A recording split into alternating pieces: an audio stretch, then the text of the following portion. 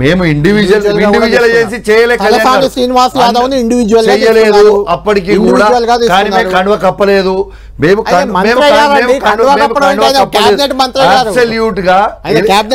Absolute గా ఎల్పీని మేము merge చేసిన తర్వాతనే మేము చేసుకున్నాము అనేది వాస్తవం.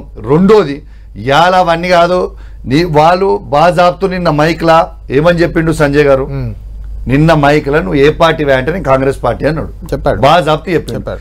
నేను మీ ద్వారా స్పీకర్ గారిని కోరుతా ఉన్నాను, బాజాబ్తు సంజయ్ గారు బీఆర్ఎస్ పార్టీ బీఫామ్ మీద గెలిచి నేను కాంగ్రెస్ పార్టీ అని చెప్పిండు. ఇప్పుడు మీరు ఖచ్చితంగా తనని డిస్క్వాలిఫై చేయాల్సిన బాధ్యత స్పీకర్ గారి మీద ఉంది. యావత్ తెలంగాణలో ఉన్న ప్రజలు మొత్తం చూస్తూ ఉన్నారు కాబట్టి దయచేసి మీరు ఖచ్చితంగా యాక్షన్ తీసుకుంటారని నేను స్పీకర్ గారిని కోరుతా ఉన్నాను. నేను సవాల్ విసురుతా ఉన్నా కళ్యాణ్ గారు, మీ 10 టీవీ ద్వారా సవాల్ విసురుతా ఉన్నా, మీ 10 మంది పార్టీ ఫిరాయించిన బీఆర్ఎస్ పార్టీ ఎమ్మెల్యేలు మీరు 10 మంది రాజీనామా చేయండి. 28 మంది మేము కేసీఆర్ గారిని రిక్వెస్ట్ చేసి కేసీఆర్ గారి కాలు మొక్కన్నా మేము కూడా రాజీనామా చేస్తాం. చలో మీరు బాగా పాలన బాగుందని అంటారు కదా, ఎలక్షన్ పోదాం, చలో మీరు గెలుస్తారా మేము గెలుస్తారా చూద్దాం. అది అయ్యే పనేనా? మరి చేయాలి. అరే ఎందుకు కాదు,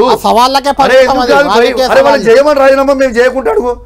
నేను ఎమ్మెల్యేగా నీకు ఆన్ రికార్డ్ చెప్తున్నా, నేను ఎమ్మెల్యేగా వాళ్ళు 10 మంది చేస్తే నా ఎమ్మెల్యే పదవికి నేను రాజీనామా చేస్తాను అని రికార్డు చెప్తున్నా. ఇది ఆన్ రికార్డు ఉంటుంది, చేయాలి. వాళ్ళు చేయమని చెప్పి అసలు వాళ్ళకి సిగ్గు లేదా, శరం లేదా, అన్నం తింటలేరా, వాళ్ళు ఏం తింటురు?